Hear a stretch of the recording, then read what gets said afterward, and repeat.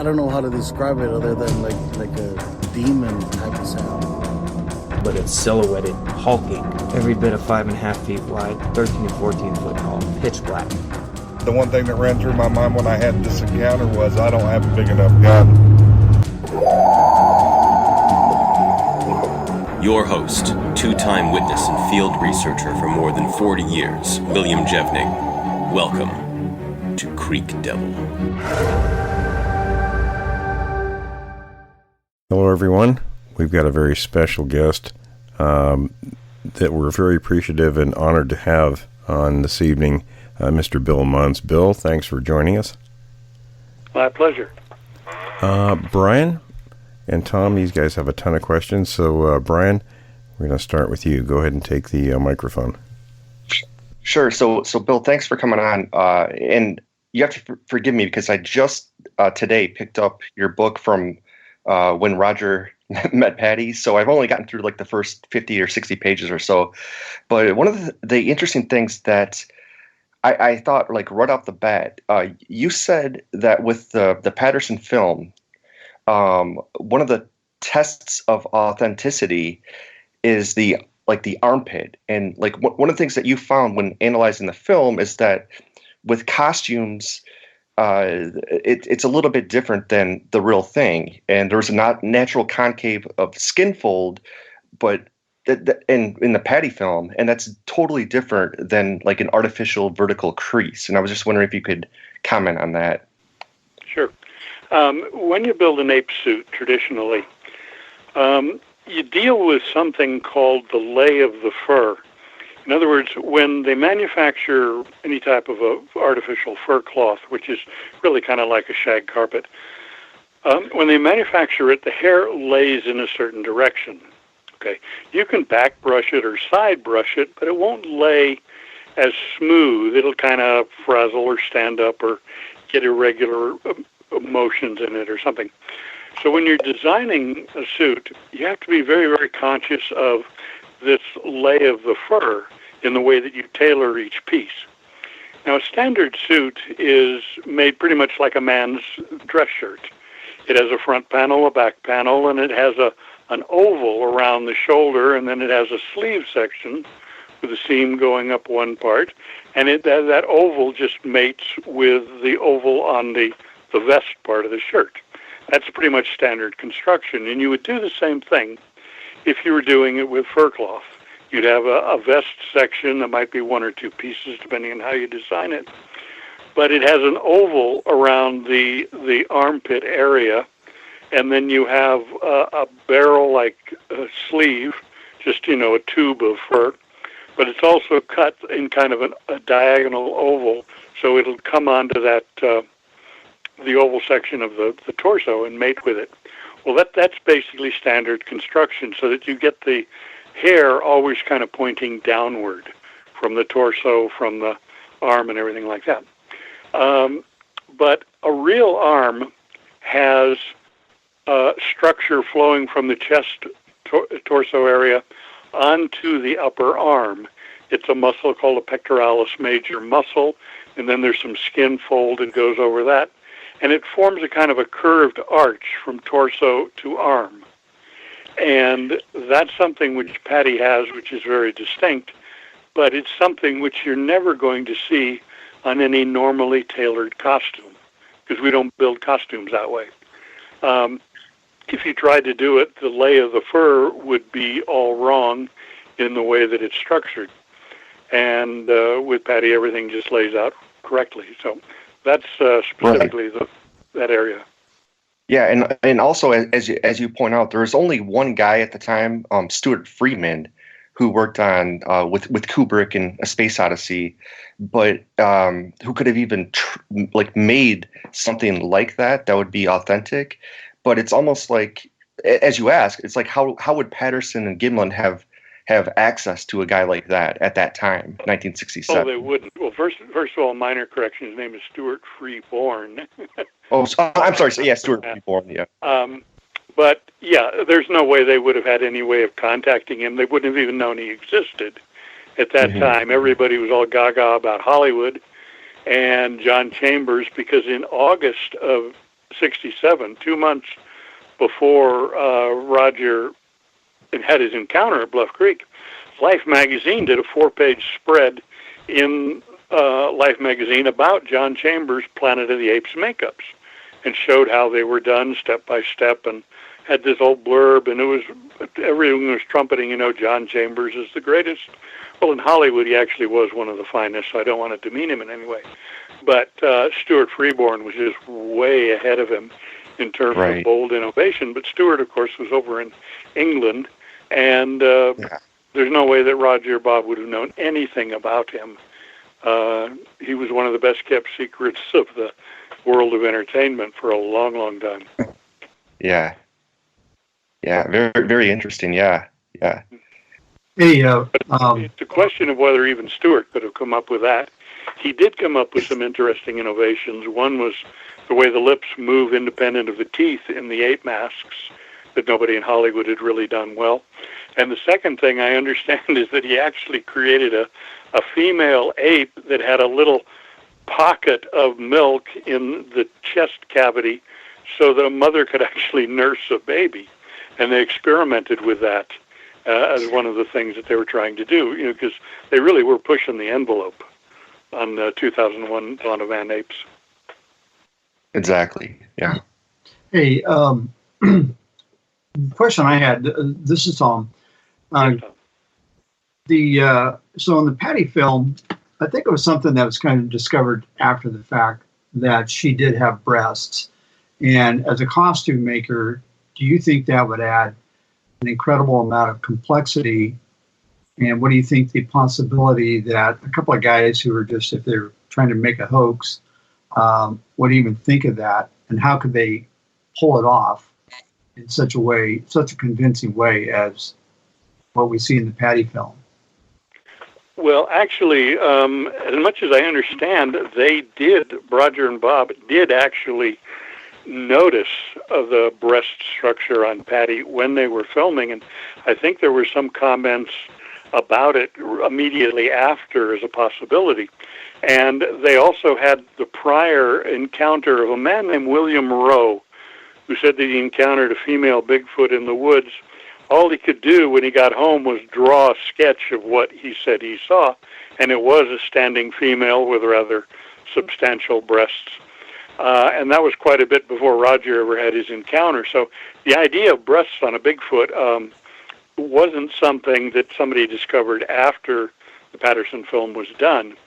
As a matter of fact, Grover Krantz, who studied it quite extensively, he actually didn't think it was breasts. He thought it was some kind of an air sac that could be used for bellowing and making very, very powerful sounds that would carry a great distance in the forest.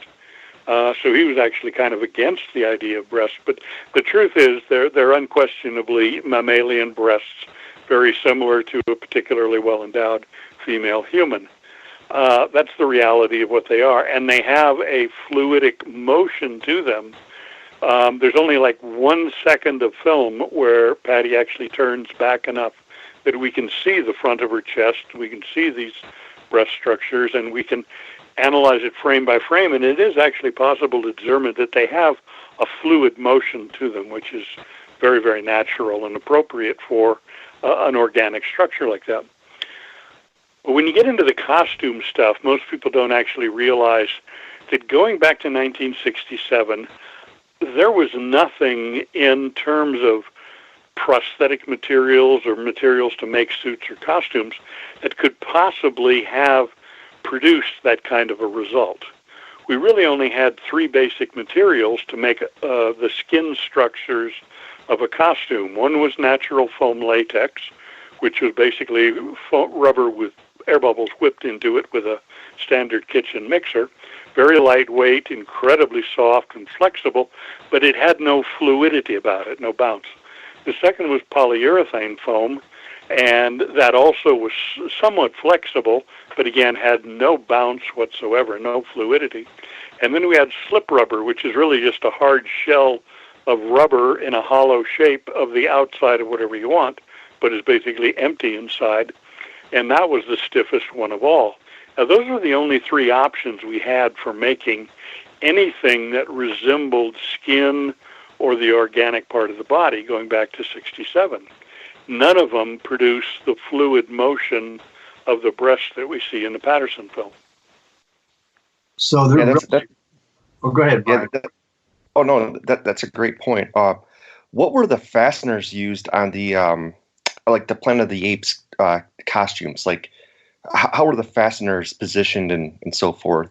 And why is it different from, obviously the patty, which is authentic, but yeah, like, well, at the time, I don't believe we had Velcro back then. I think it was starting to come in, but it might not have been around in 67, or it wasn't very popular with suits. We normally had zippers. That was the common type of a closure, and usually an ape suit had a zipper up the back. Snaps, like standard metal snaps where one snaps into another one, were fairly common. Hooks and eyes were common, and corset-like ties going from one eyelet to another eyelet across two structures. Those were another alternative for a closure on a suit. But none of them really do the job very, very well. All of them have some potential problems. The zipper, of course, is trying to get the fur to lay over it to hide the zipper, especially if the zipper is vertical and the hair lay is vertical. The hair doesn't want to go over the zipper. It wants to run parallel to it. So it actually is kind of tricky hiding the zipper when it goes up and down the back. Using other types of things like hooks and eyes, the snaps, or the corset-like structure, those can be used also. It's kind of difficult getting people into them and out of them, depending on how it's done. But all of those were the relatively common closures of the time. The Velcro thing didn't really get heavy into the costume work, I believe, until more into the 70s, going into the 80s. Yeah, because that's very interesting, because one of the things that I tell students, because I teach at a college, and when I show them the Patterson film, is that technology has actually been very good to the Patterson film. Usually it's the other way around. Usually when you have a video, everybody thinks it's real, and then later on it turns out that it's a hoax. The Patterson film is pretty much kind of the opposite, where everybody maybe thought it was a hoax at first, but now with technology, they're able to you did a great job stabilizing the film, taking it frame by frame. And when you zoom in, you really can't see anything like hooks on patty or any zippers or anything like that. So it really does kind of hold up to the test of time, I think, in terms of its authenticity. Well, let me explain a little bit more about that, if I may. Basically, whenever you're doing something in any point in time, if you're trying to create something which is an illusion of any kind, you're trying to put a human in a costume and make people believe it's some kind of real biological animal, for example, or a stage magician who's doing something or anything like that. When you're trying to create an illusion, there are limits to how much your technology will accurately depict what the illusion you're trying to create. Okay? Right. So you have to rely on certain cheats and certain procedures and tricks, sometimes to make something appear to be something it's not, sometimes to distract from what you don't want people to see, or whatever like that. But anyways, you design it, you're trying to create an illusion of reality. Well, the design only can consider the technology of that time when you're trying to create an illusion. You can't anticipate future technology and design your illusion to stand up to future technology. You can't future-proof any trick. So when newer analysis technology is developed, and we look back on something historical, we have a capacity to find the truth of that historical event or illusion or whatever with much greater clarity, because we're using technology that didn't exist at the time. And so we're able to see things that if someone was creating a hoax or an illusion, there's no way they could have anticipated this would be analyzed, so there's no way they could have tried to hide or cover up or mask that problem from happening. Let's just say, for example, you've got somebody in a costume, but looks like an incredibly good costume, and you think it's absolutely perfect. And then along comes somebody who's able to photograph it with thermal imaging. And with thermal imaging, the light of the human body inside the costume is going to leak out of the seams stronger than it will in the solid parts of the costume. So you're going to see a pattern of light leaks that simply cannot be disguised if you had that future technology of thermography. Okay, that would be just one example. So what you're mentioning there, yeah, most illusions or hoaxes fall apart because the new technology can find the clues to the illusion that the person creating the illusion thought they had completely covered up. The new technology can't often find it. Now, the opposite is that with Patterson film, because it is real, the new technology actually strengthens the proof that it is real. Because you look for every kind of a cheat you can imagine, and you can't find them, which shows they're not there. Exactly. And, one of the things that you point out in the book is that initially people tried to take the film to Disney and say, hey, can you recreate this? And they couldn't do it. And then eventually they took it to Universal. Is that correct? And they try to do the same thing, try to say that, hey, can you recreate this? And they really couldn't.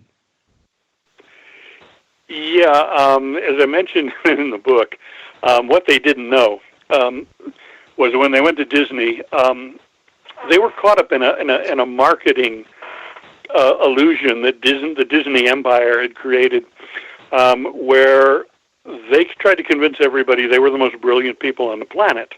Now, the engineers at the Walt Ellis Disney Enterprises office, the place called WED, or they sometimes called them their Imagineers. These are the people who designed the stuff for the theme parks and who built truly incredible robots for Disneyland and then later for Disney World. These guys were geniuses, there's no question about it, but they weren't geniuses with makeup effects or even costumes that humans would wear. They were geniuses with robotics, yeah. And the Disney animators of old were among the best animators in the world, but that was cel-drawn animation. Again, it's not human in a costume. So there was this mystique about Disney being the best in the world, but actually in terms of analyzing human in a costume, they were nowhere near the best. The capabilities of their makeup department, which would be what would create a person in a costume, were actually very, very basic. I don't want to put them down and say they're bad, but they were very, very basic. They weren't anywhere near the top echelon of creature makers in Hollywood. That would have been Universal Studios, MGM Studios, and then 20th Century Fox with the Planet of the Apes team. But anyways, they went to Disney because of this mystique about Disney being the greatest. I will give the Disney people credit. They did it correctly analyze the film when they said, we can't do it as a robot or as a cel-drawn animation. The only way you could do it is a human in a suit, but we couldn't do that. So they were accurate in that respect, and the Universal people that they went to subsequently, they were also correct in analyzing that maybe they could do it, but it would have been incredibly expensive trying to engineer the whole structure of the costume to create the sense of anatomical movement that we see in the film. And the truth is, if they would have tried, they would have failed. Right, because I know that one of the things that you talk about is what they call Kodachrome filming. And as you say in the book, that it was more limited than other options of the day, but there is absolutely zero evidence that the film, the Patterson and Gimlin film, had been edited in any way like that. It was not edited. People don't realize when you cut a film, I mean, you physically do cut the film with a razor blade or a splicing block bar or whatever like that, or in the old days with a pair of scissors. And then you join in another piece of film to it, you put some tape over it or something like that, or you try to glue one on top of another. There's always some kind of physical evidence of that reassembly. And if you happen to print a copy of the film through a what's called a contact printer, where you just put raw film against the source film you want to copy. You bunch them together real tight, and you run them through a machine that shines a light through the source film onto the other film. And it just does it continuously as these two films roll through. That process will copy whatever that physical structure is of the assembly of a splice. So it'll be on the copy. If you know where to look for it, you know what it is, you can find it on a copy if you're dealing with a contact print. And I've scanned several contact print copies of the Patterson film and looked at the line between the frames on every single one of the 954 frames, and there is no splice mark. If it existed, I would have found it, but it's not there. So what we see when we look at that Patterson film of her walking through the woods, that is exactly what Roger shot with his camera, without any alteration of any kind. Yeah, no, that's a great point. And one of the things, I think it's on frame 353, but it might be, that might not be correct. It might be like 354, whatever. But there's a point in that film where Patty lifts up her foot, and you can actually see the individual toes on her foot. And it, at least from what I've read, is that from a costume maker standpoint, that would not happen. Like if you're going to make a costume, you don't actually put individual toes in there, and you can actually sort of halfway do. The frame you're talking about is actually commonly called frame 61, but it's actually frame 60. So it's a little earlier in the sequence, but yeah, there is one. She's walking away from camera. She's raised up her foot to take a step forward, and you can see a perfect outline of the foot, and you can see 5 perfect toes on it.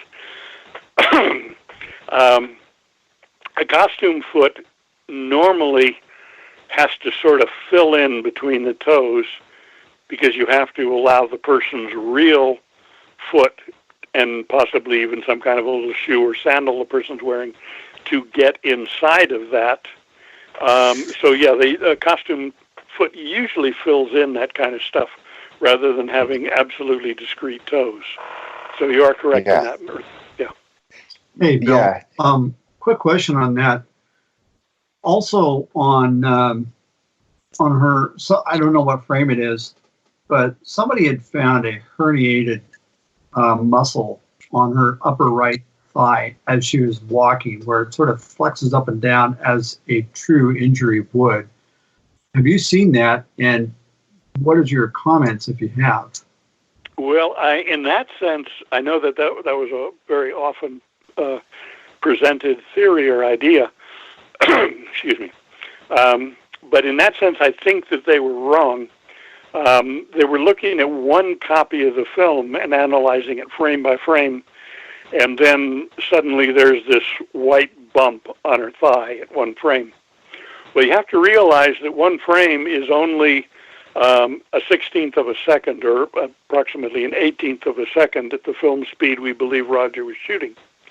Now, no bump on the body is going to balloon out and disappear in a 16th of a second. I mean, that's almost explosive. So just on that basis, it happens too fast for it to be something we could normally say was anatomical. But I've also examined a number of different copies, and this is a mistake a lot of earlier researchers did. They'd get one copy and think, okay, I've got the film.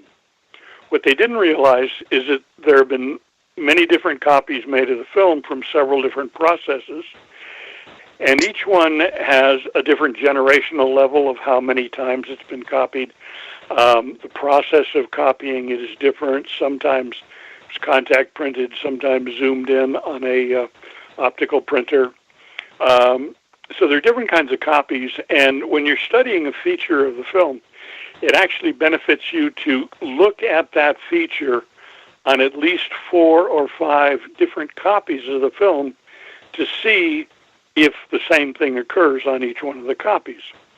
If it occurs on the same, every one of them, you can reasonably assume that it is correct for the original, and then you can base your analysis on it.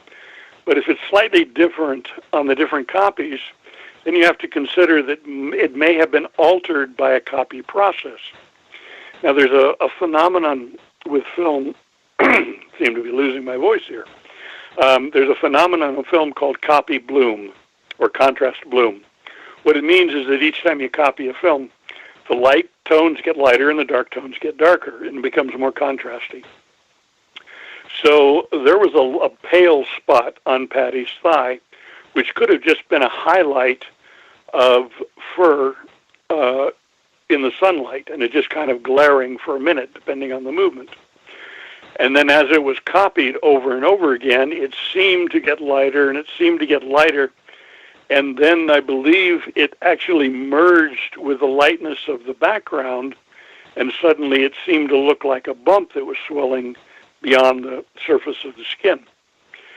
So that particular thing, the so-called herniated thigh, I'm pretty sure is actually just a copy artifact from one particular set of copies. Other copies I have don't show anywhere near as pronounced a bump. So I'm inclined myself not to think of that as a true anatomical feature, but rather a film copy artifact. You know, that's very interesting.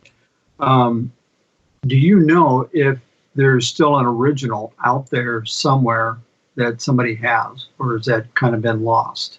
Well, we believe it's still out there, but we haven't found it yet. We are still looking for it, though.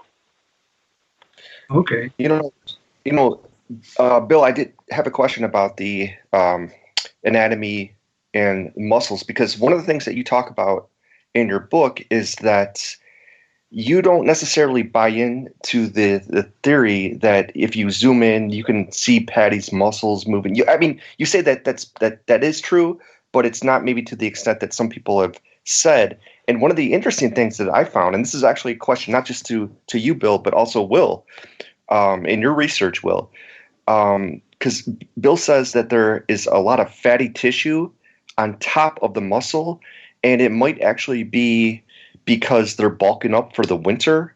And Bill, so what do you think about that? And also, Will, in your research, have you seen that where these creatures might bulk up for the winter months when it's going to be cold and maybe harder to find food and so forth? Okay, I guess I'll go first and then let Will have his time. First of all, when you look at what you think is movement on Patty's body, you have to eliminate what is called grain noise. From one frame to another, you have a film grain pattern which is random, and it varies from one frame to the next. And this grain noise creates an illusion of movement that is not anatomical motion. So what you have to do when you're analyzing it is you first have to consider, is this apparent motion, is this caused by grain noise, or is it actual anatomy? Once you eliminate the possibility that it's grain noise, then you can pursue the possibility that maybe you are seeing muscle motion. But you have to factor in that grain noise variable first. Now, Right. Okay. The second thing with the muscle thing, as you mentioned, taking from my book, is the question that in our human culture, we tend to think the most powerful muscular figures have no fat. In other words, you look at bodybuilders, and they just kill themselves trying to get rid of body fat. So the muscles are as sharply defined as possible. But in nature, muscles and body fat aren't enemies. You can have massive musculature, but your body can also still have very powerful pockets of this fatty adipose tissue, because that's really, for a natural body in nature, that's a food reserve. You're storing up potential food for when you can't find it, especially during the winter. And as the film was taken in October, Exactly. Sorry about that, my voice is really going bad. Yeah, October 22nd. When the film was taken in October, Patty reasonably was bulking up for the winter.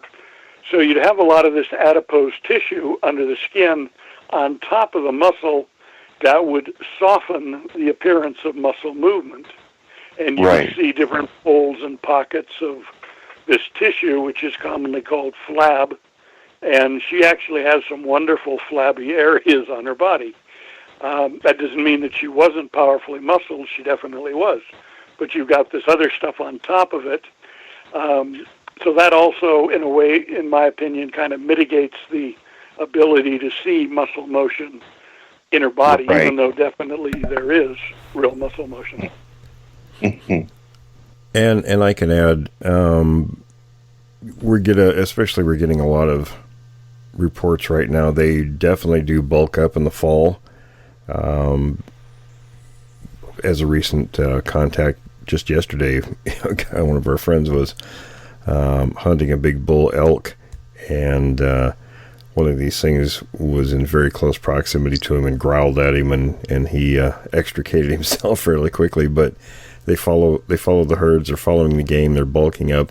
I've had a lot of people tell me in certain areas that they'll come out in broad daylight, after different food sources, salmon and so on, and pretty much ignore the humans that are present. So we get that. And then also what you're saying, Bill, with the not really seeing that muscle definition so much, I can tell you from being within 15, 20 feet of two of these things, you don't see that muscle definition. It's just bulk, what you're seeing.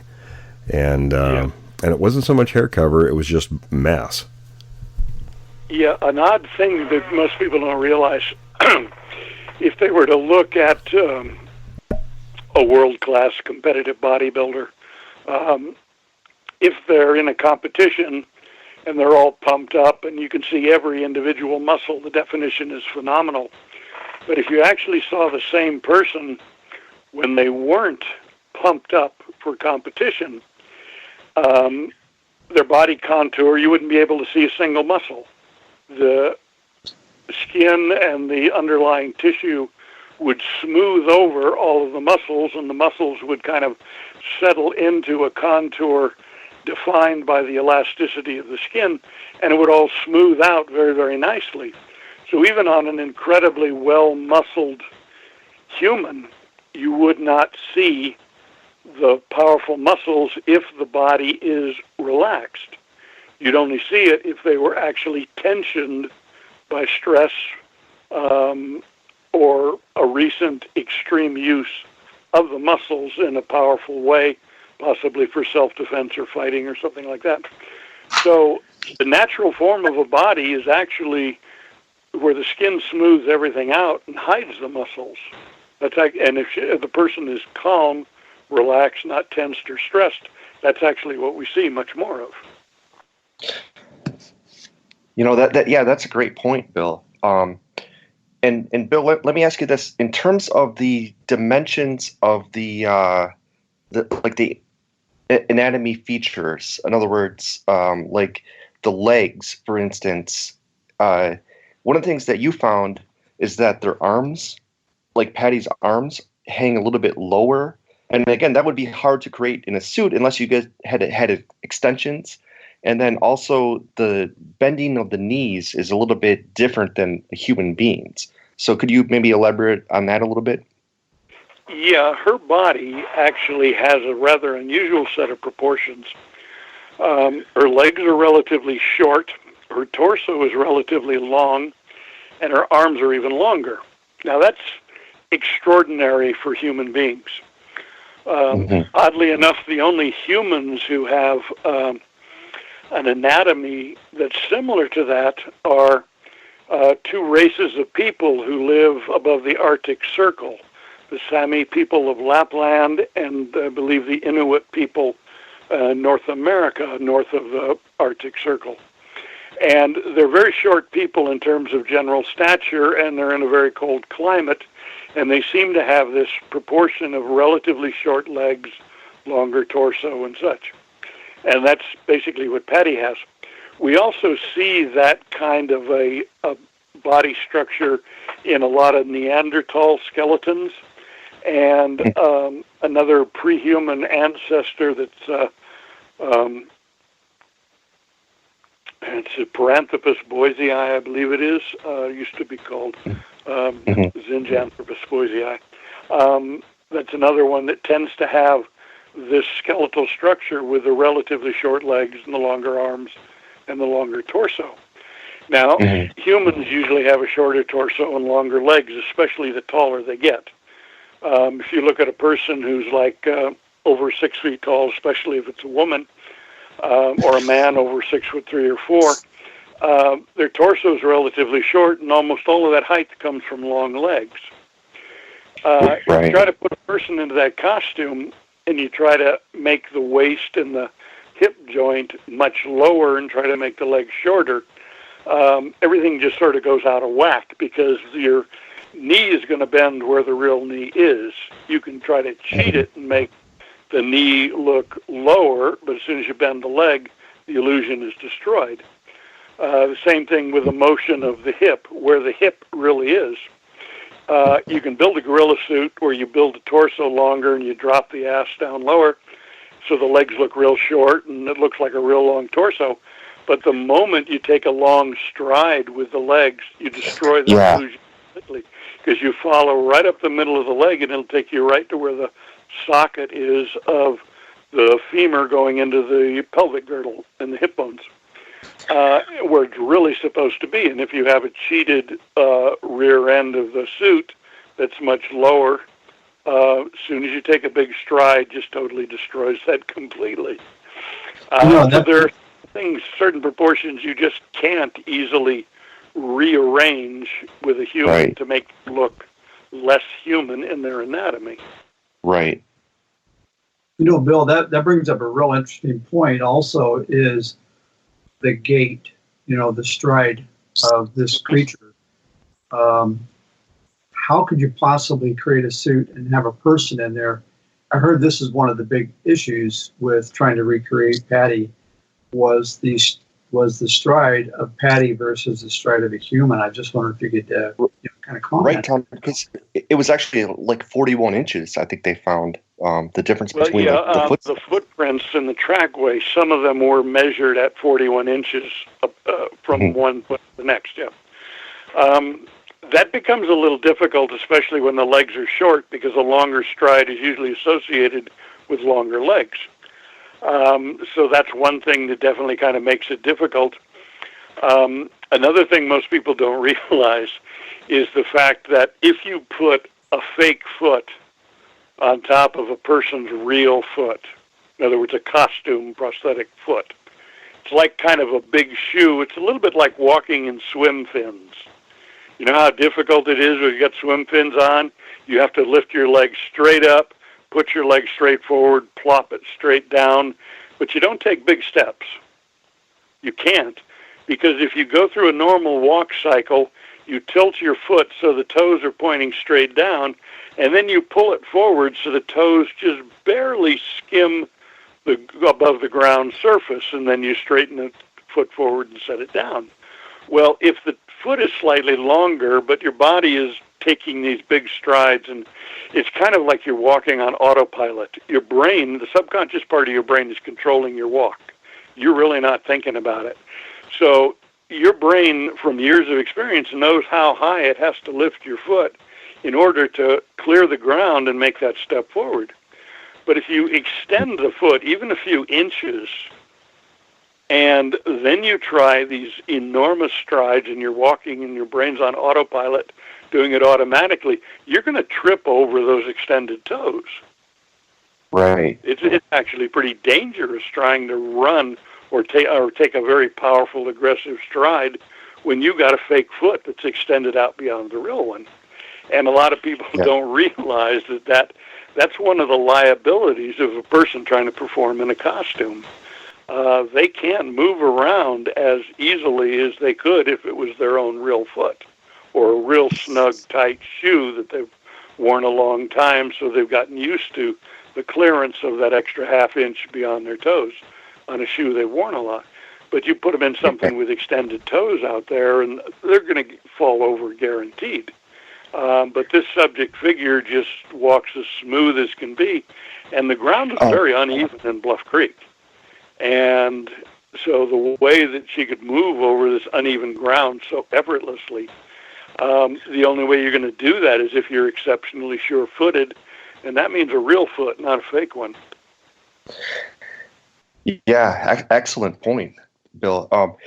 Hey, here's a question that we've brought this up on this show, but it's going to be great to hear what you think about this.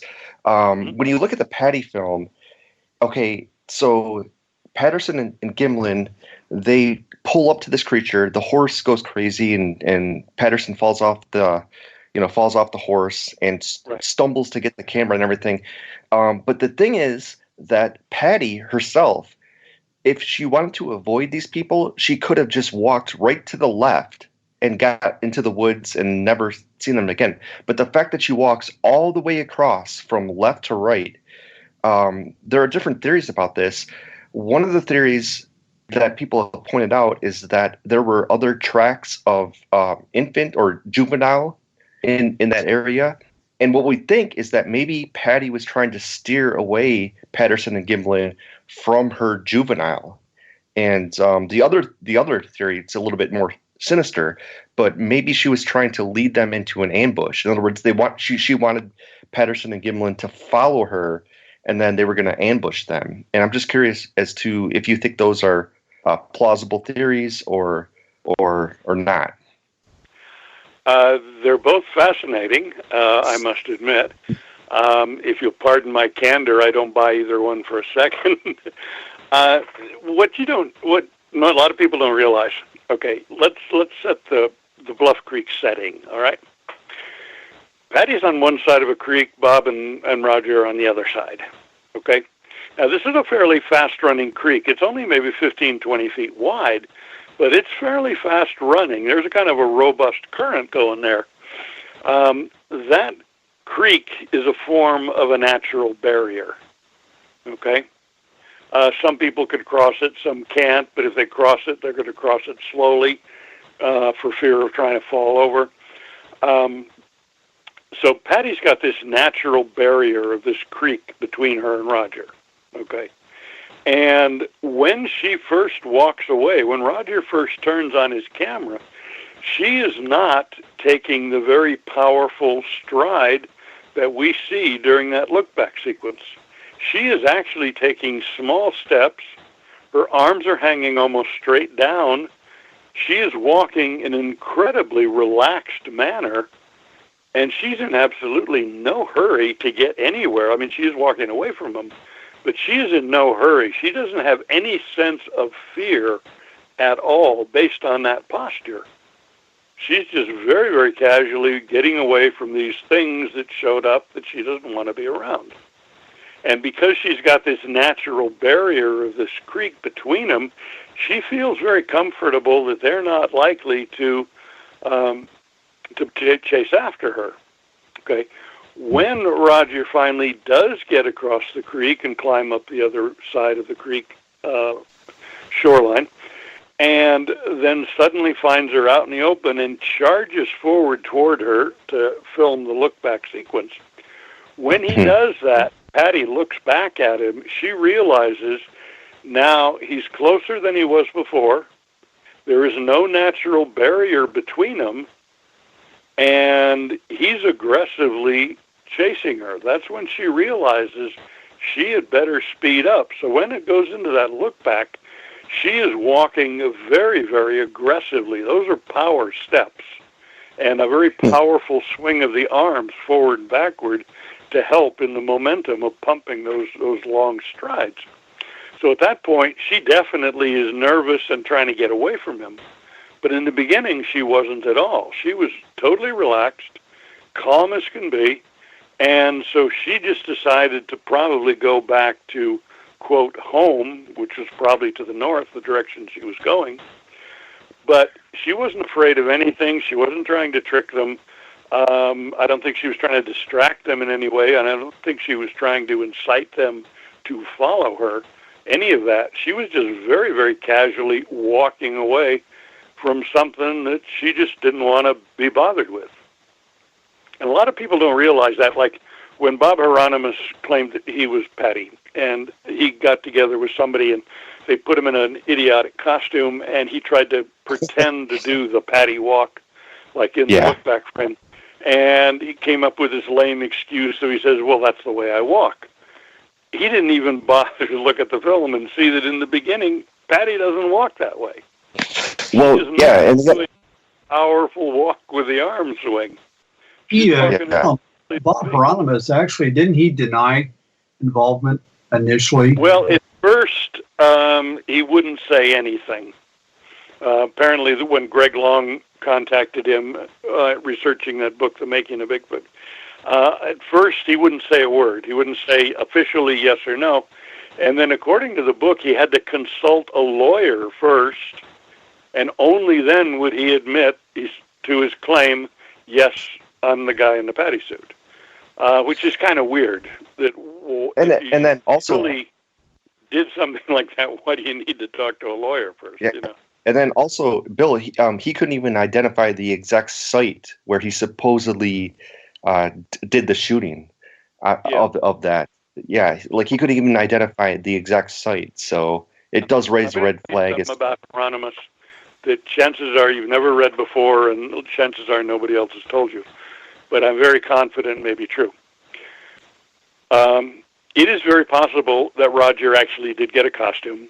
It is very possible that Roger actually did put Hieronymus in it and take him out in the woods and film him, because we have a letter, a document from a man who worked in a film lab, and in 1967, Roger came to the film lab with someone and was showing them this film footage of his friend in an ape costume.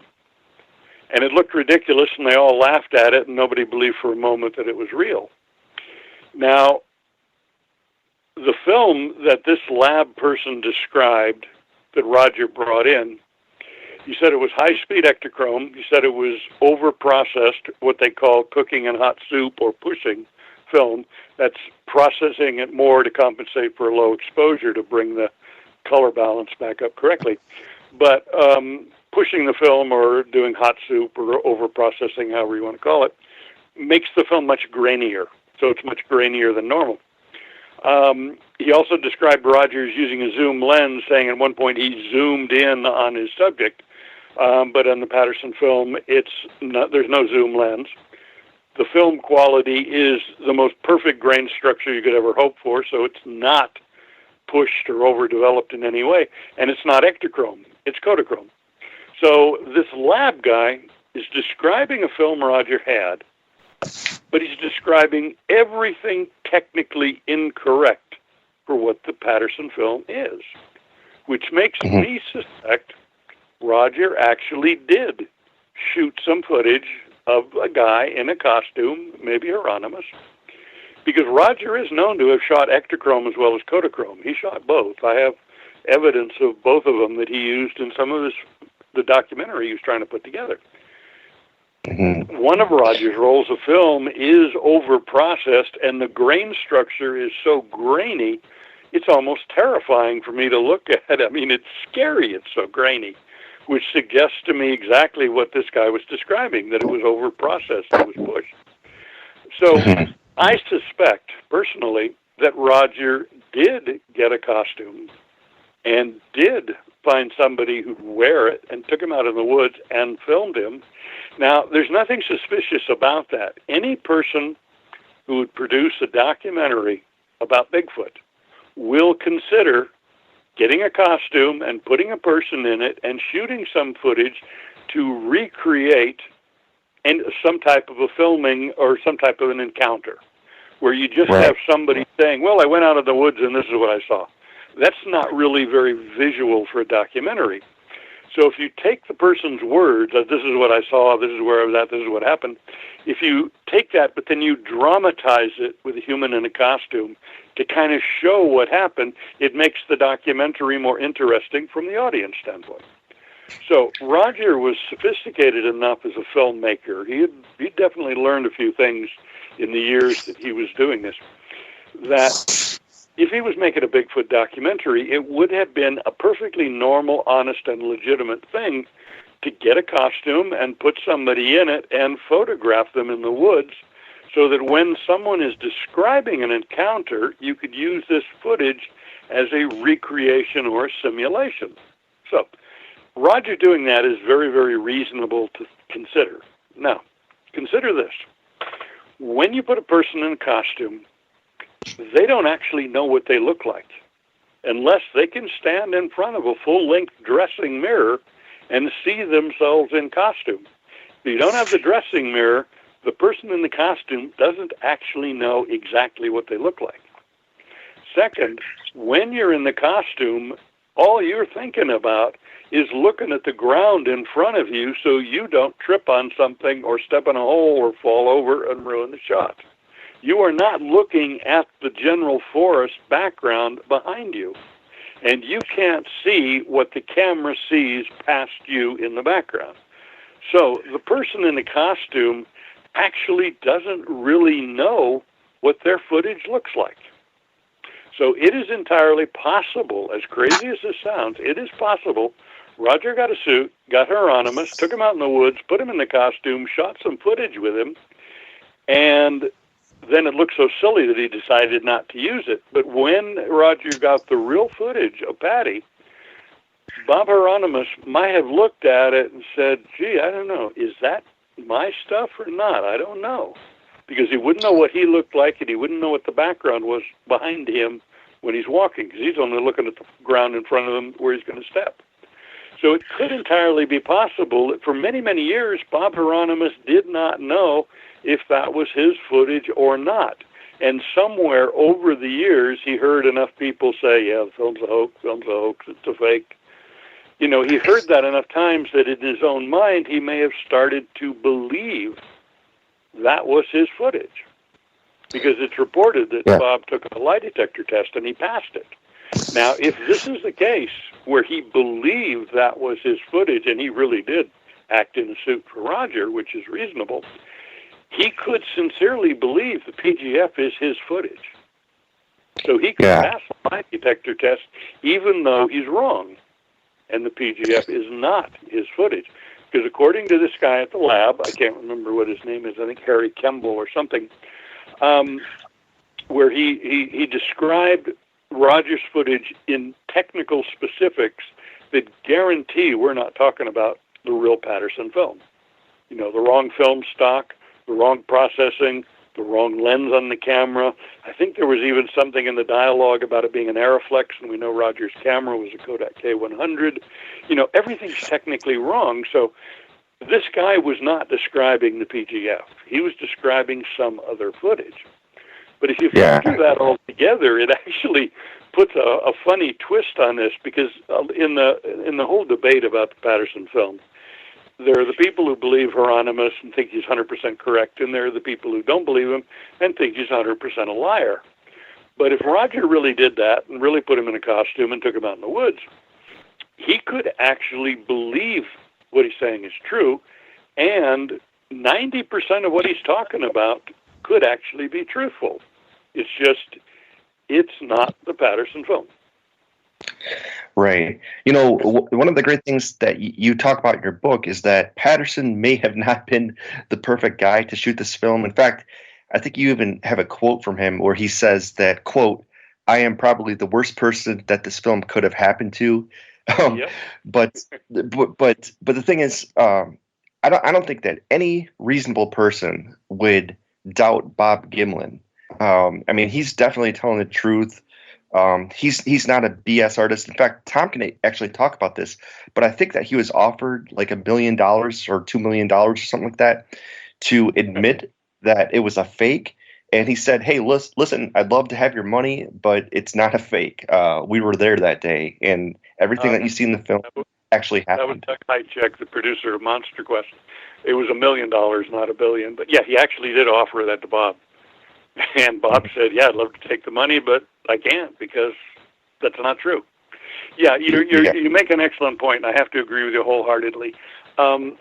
Regardless of how much people want to attack Roger as being an unreliable person and say he's untrustworthy and so you can't believe what he says and all of that. The simple truth of the matter is that Bob Gimlin is just such a wonderfully straightforward and honest guy, a very, very simple man who really doesn't want anything out of life except to go ride his horses. I mean, he just loves going out riding his horses in the woods. And he has absolutely no agenda to lie. There's no proof that he's ever been dishonest in any way. I mean, Greg Long tried to dig into something and say, aha, he lied about this or didn't say this or something. But, I mean, you can do that about anybody. No, every human has at some point been weak in some respect, and maybe they didn't say something correctly or properly or whatever. But that doesn't undermine the fundamental integrity of the person. That's just human frailty. But you can't really find any reason to explain that Bob would have been part of a hoax. You simply can't. He doesn't seem like that kind of a guy. I had a quick question on the coloration of costumes. And again, you kind of prompted my memory a little bit with your mention of Doug Hychek. Doug had done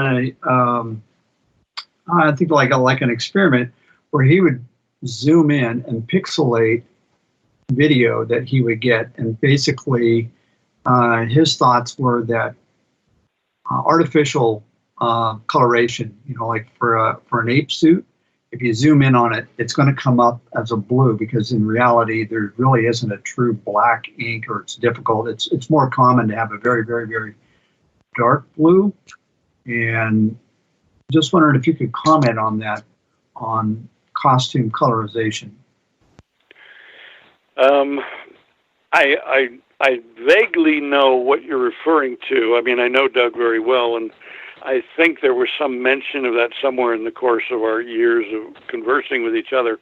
The problem with that is the film medium and the way it records color and then is subsequently copied with the effects of the film emulsion and copying and such like that.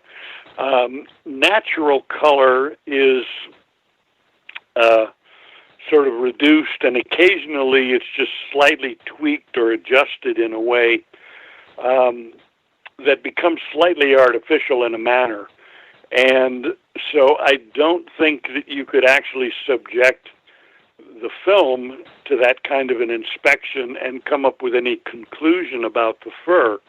If you were actually photographing the fur under a certain type of lighting and you were filtering the photographic process, or maybe using thermal imaging or infrared or ultraviolet or something along those lines, you might, with a specialized photographic process, be able to distinguish artificial fur from real fur.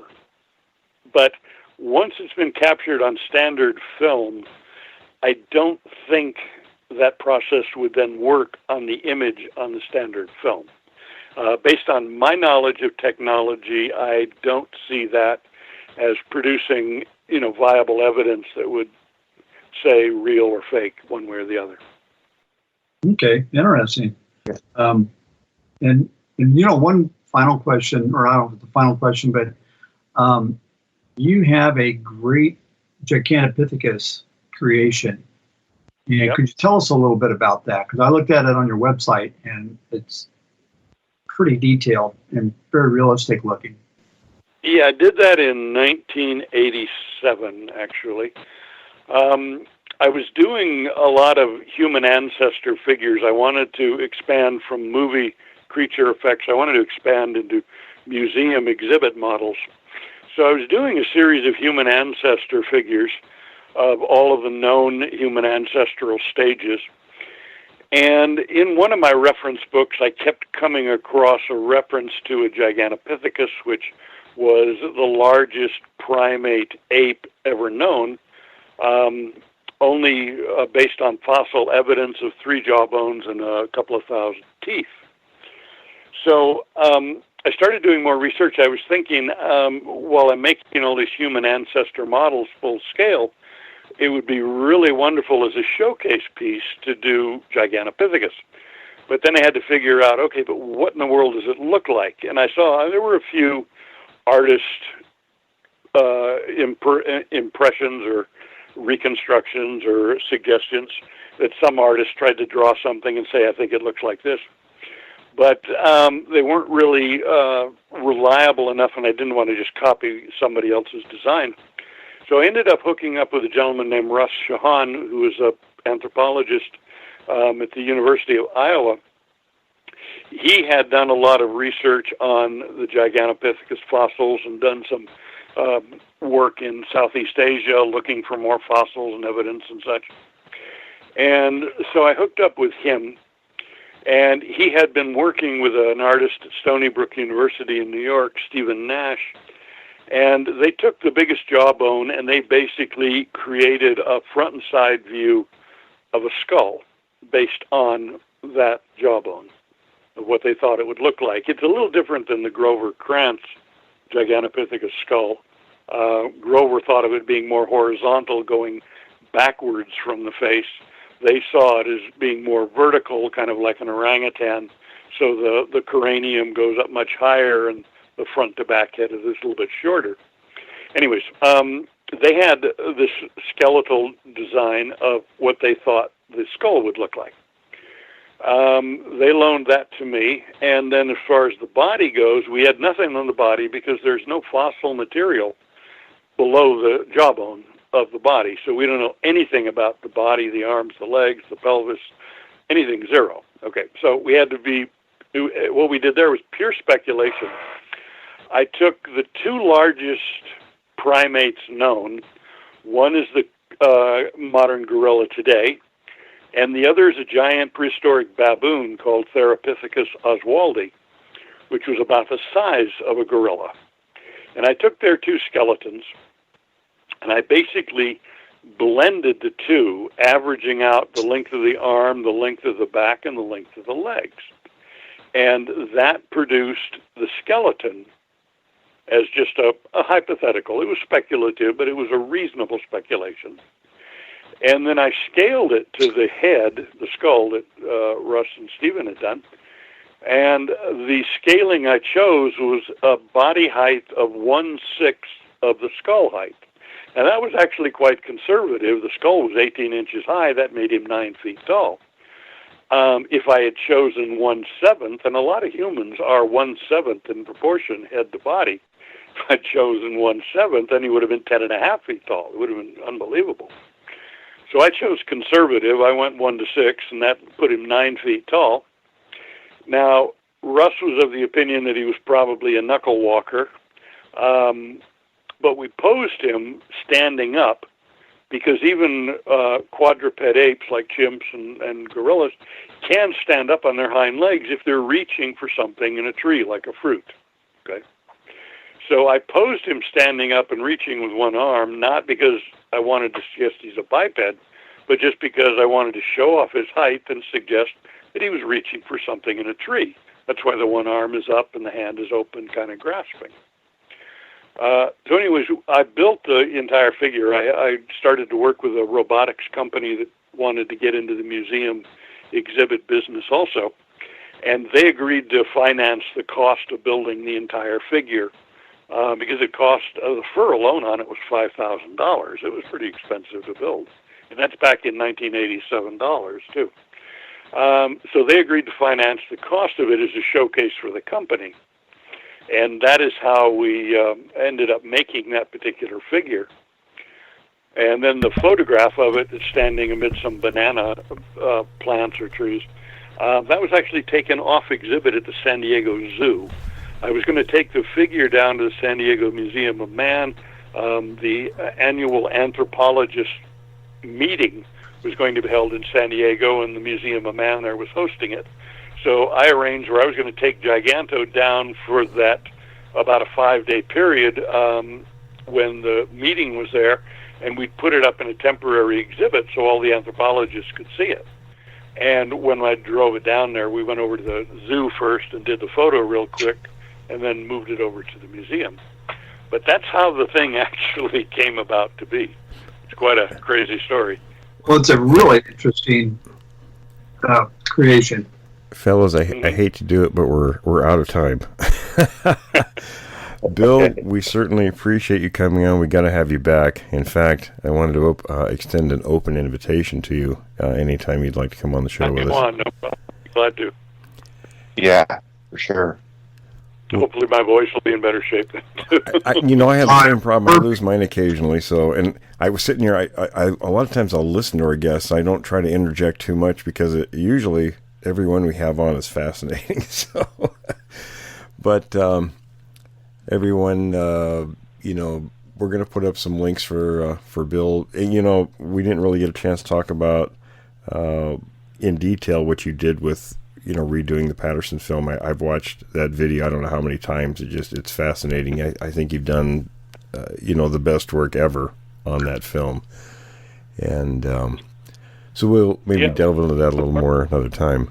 Go on, I'm good for it, and we'll go into Bill, the film for sure. And Bill, I just have to say, I just picked up your book today from Roger to Patty. So I'm only about 50 or 60 pages into it, but Right. Definitely, I think that would be great if you could come on, and because I'm sure I'll have a million more questions, and everything that you've done for the subject is really, really great. Yeah. All right, fellas. Well, listen, everyone, stay tuned for the next segment, and we're going to take a short break. Thanks for listening to this episode of Creek Devil. If you or anyone you know has had an encounter with these creatures, please contact us at williamjevning@yahoo.com. That's William, Jevning, @yahoo.com. All communication is confidential. Join us for another program next week. And until then, keep your eyes open out there.